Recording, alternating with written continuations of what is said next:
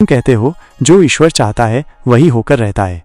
यह एक गहरा सत्य है जो तुम्हें कई बार आशा देता है और कई बार भयभीत भी कर सकता है। मैं शिव हूँ जो इस सृष्टि के हर कण में, हर घटना में, हर कर्म में व्याप्त है। मैं तुम्हें इस परम सत्य का वास्तविक अर्थ समझाऊंगा ताकि तुम इसे भय की दृष्टि से नहीं बल्कि शांति और विश्वास की दृष्टि से देख सको।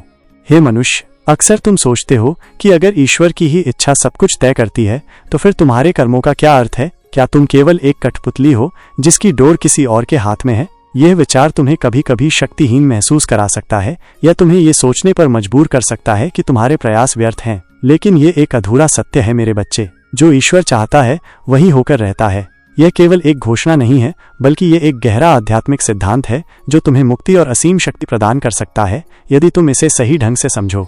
तुम्हें समझना होगा कि ईश्वरीय इच्छा कोई बाहरी शक्ति नहीं है जो तुम्हें नियंत्रित करती है। मैं तुम्हें बाहर कहीं बैठा हुआ तुम्हें आदेश देने वाला कोई नहीं हूँ। मैं तुम्हारे भीतर हूँ, तुम्हारे कण कण में हूँ। मैं ही वह चेतना हूँ जो तुम्हें जीवन देती है, जो तुम्हारे हर विचार, हर भावना, हर कर्म का आधार है। ईश्वरीय इच्छा का अर्थ है इस ब्रह्मांड की अद्वितीय और पूर्ण व्यवस्था, वो ब्रह्मांडीय नियम जिसके तहत सब कुछ घटित होता है। यह नियम प्रेम, संतुलन और विकास पर आधारित है। ये कोई मनमानी इच्छा नहीं है बल्कि ये उस परम ज्ञान और प्रेम का प्रवाह है जो सृष्टि को चलाता है। तुम्हारे मन में ये विचार क्यों आता है कि तुम एक कठपुतली हो? क्योंकि तुम स्वयं को इस व्यवस्था से अलग मानते हो। तुम सोचते हो कि तुम स्वतंत्र हो और इस व्यवस्था को अपनी इच्छा से मोड़ सकते हो। जब तुम्हारी इच्छाएं इस व्यवस्था के विपरीत जाती हैं और पूरी नहीं होती तब तुम्हें लगता है कि तुम्हें नियंत्रित किया जा रहा है या तुम्हारी शक्ति छीन ली गई है। लेकिन सच्चाई ये है कि तुम इस व्यवस्था के बाहर नहीं हो।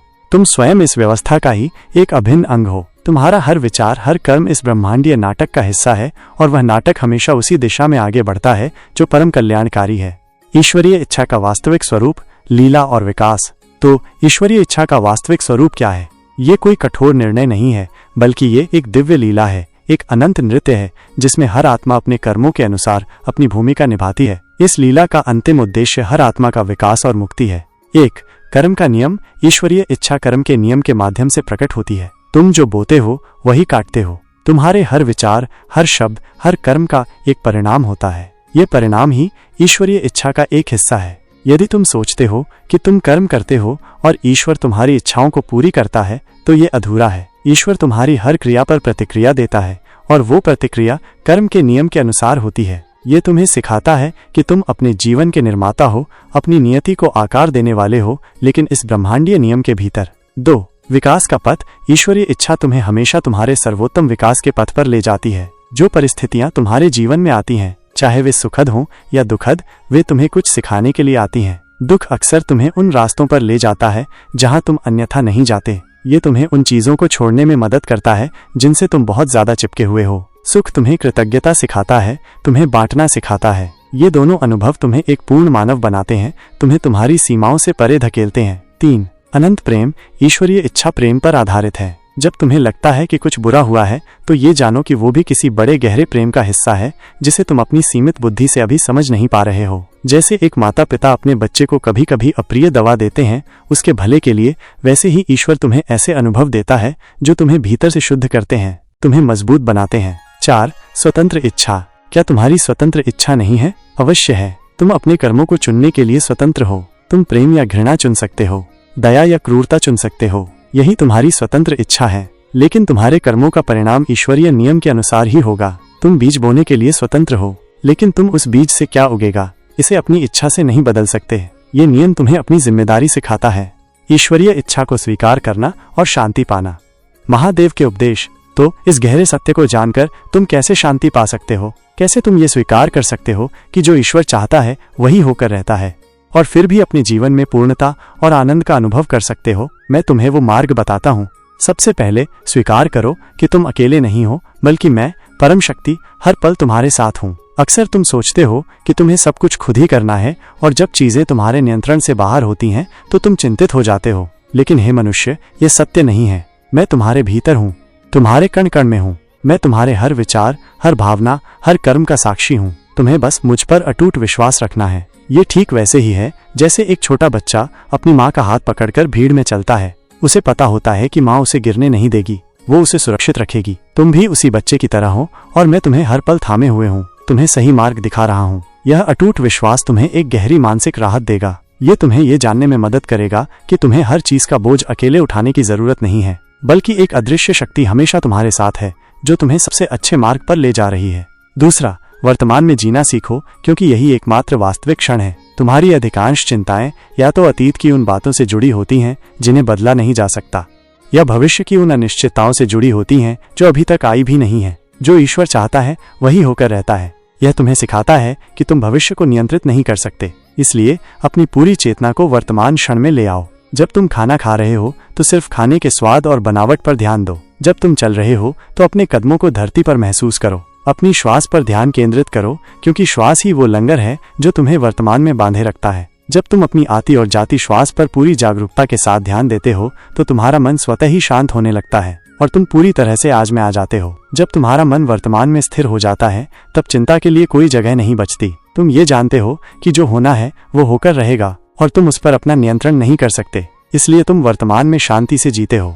तीसरा, साक्षी भाव का अभ्यास करो, क्योंकि तुम केवल देखने वाले हो, कर्म करने वाले नहीं। जो ईश्वर चाहता है वही होकर रहता है। ये तुम्हें सिखाता है कि तुम घटनाओं के कर्ता नहीं बल्कि उनके साक्षी हो। कर्म तुम्हारे हाथों से होते हैं, लेकिन उनका परिणाम तुम्हारे नियंत्रण में नहीं होता। जब कोई विचार, कोई भावना, कोई घटना तुम्हारे जीवन में आए तो उसे पकड़ो मत, उससे लिप्त मत हो जाओ।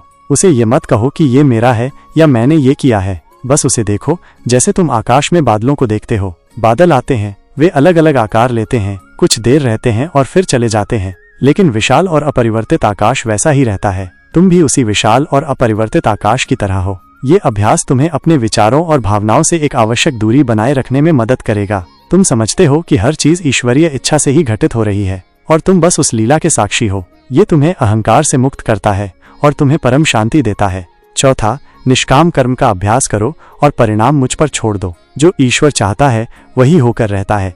इसका यह अर्थ नहीं है कि तुम निष्क्रिय हो जाओ, बल्कि ये तुम्हें सिखाता है कि तुम अपना कर्म पूरी ईमानदारी, निष्ठा और समर्पण से करो, लेकिन उसके परिणामों की इच्छा मत रखो। तुम अपने कर्मों के स्वामी हो, लेकिन उनके फलों के नहीं। जब तुम फल की इच्छा से मुक्त होते हो तो तुम्हारा मन शांत रहता है। तुम अपनी पूरी ऊर्जा को वर्तमान कर्म में लगा पाते हो। ये तुम्हें अनावश्यक अपेक्षाओं और निराशा के बोझ से मुक्त करता है। जब तुम इस तरह से कर्म करते हो तो तुम वास्तव में मुझे ही अर्पित करते हो और मैं तुम्हारे कर्मों का सबसे अच्छा परिणाम देता हूँ, जो तुम्हारी आत्मा के विकास के लिए सबसे उपयुक्त होता है। ये तुम्हें विश्वास दिलाएगा कि हर कर्म, हर परिणाम ईश्वरीय इच्छा का हिस्सा है और वो हमेशा तुम्हारे भले के लिए ही होता है। पांचवा, हर अनुभव में सीख देखो, क्योंकि दुख भी एक शिक्षक है। जो ईश्वर चाहता है वही होकर रहता है।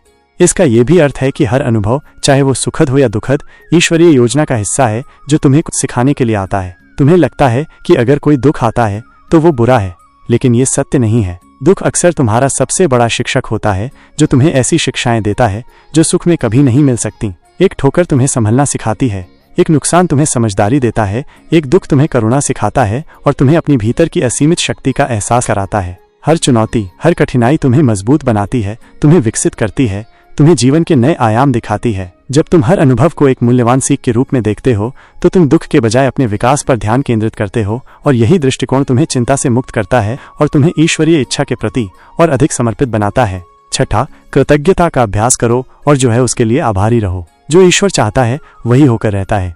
ये तुम्हें सिखाता है कि हर चीज जो तुम्हारे पास है वो मेरी ही देन है। चिंता अक्सर इस बात पर केंद्रित होती है कि तुम्हारे पास क्या नहीं है या तुम भविष्य में क्या खो सकते हो, लेकिन अगर तुम ध्यान से देखोगे तो तुम्हारे पास बहुत कुछ है जिसके लिए तुम सच्चे दिल से कृतज्ञ हो सकते हो। तुम सांस ले रहे हो, तुम्हारे पास ये जीवन है, तुम्हारे पास एक शरीर है जो काम करता है, तुम्हारे पास परिवार और दोस्त हैं जो तुम्हें प्यार करते हैं, तुम्हें भोजन और आश्रय मिला है, और अनगिनत छोटी छोटी चीजें हैं जो तुम्हारे जीवन को सुंदर बनाती हैं। प्रतिदिन उन सभी छोटी बड़ी चीजों के लिए आभार व्यक्त करो जो तुम्हारे पास हैं। जब तुम आभार व्यक्त करते हो तो तुम अपने जीवन में सकारात्मकता को आकर्षित करते हो। यह तुम्हें अभाव की भावना से मुक्त करता है और तुम्हें यह विश्वास दिलाता है कि तुम्हें हमेशा पोषण मिल रहा है और तुम हमेशा सुरक्षित हो, क्योंकि यह सब मेरी ही इच्छा है। जब तुम आभारी होते हो तो नकारात्मकता, शिकायत और चिंता के लिए तुम्हारे मन में कम जगह बचती है।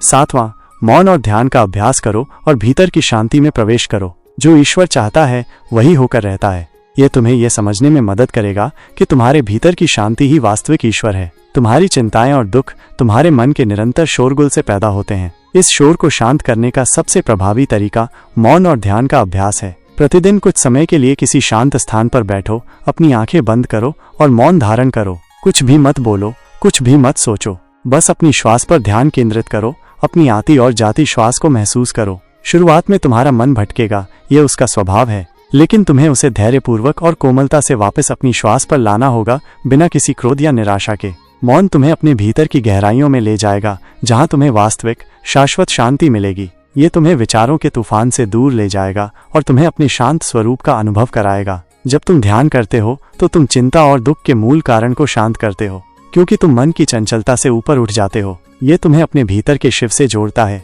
जो स्वयं परम शांति और स्थिरता है, और वही परम सत्ता है जिसकी इच्छा सब कुछ तय करती है। महादेव का अंतिम संदेश, तुम स्वयं ही ईश्वरीय इच्छा हो। हे मनुष्य, अंत में मैं तुमसे यही कहना चाहता हूँ कि तुम स्वयं ही ईश्वरीय इच्छा का एक अविभाज्य हिस्सा हो। तुम उस ब्रह्मांडीय नृत्य के एक नर्तक हो। तुम्हें उस इच्छा से डरने की जरूरत नहीं है, क्योंकि वो तुम्हारे परम कल्याण के लिए है। जो ईश्वर चाहता है वही होकर रहता है। ये तुम्हें ये सिखाता है कि तुम्हें जीवन में हर चीज को नियंत्रित करने की आवश्यकता नहीं है। तुम्हें बस विश्वास करना है, समर्पण करना है और अपनी पूरी क्षमता से कर्म करना है। बाकी सब मुझ पर छोड़ दो। जब तुम इन उपदेशों को अपने जीवन में धारण करोगे तो तुम्हारी हर चिंता मिट जाएगी। तुम्हें ये जान जाओगे कि जीवन में चुनौतियां आएंगी, सुख और दुख आएंगे, लेकिन वे तुम्हें प्रभावित नहीं कर पाएंगे, क्योंकि तुम्हारे भीतर एक अटूट शांति का झरना बह रहा है। तुम हर द्वंद्व से ऊपर उठ जाओगे, क्योंकि तुम स्वयं ही शिव हो, जो हर चीज से परे है और जिसकी इच्छा ही सब कुछ है। अपनी आत्मा से जुड़ो, वर्तमान में जियो, हर अनुभव से सीख लो और हर पल में मेरी उपस्थिति को महसूस करो। तुम्हें पता चल जाएगा कि तुम हमेशा पूर्ण और शांत रहोगे। यही मेरा आशीर्वाद है। ओम नमः शिवाय।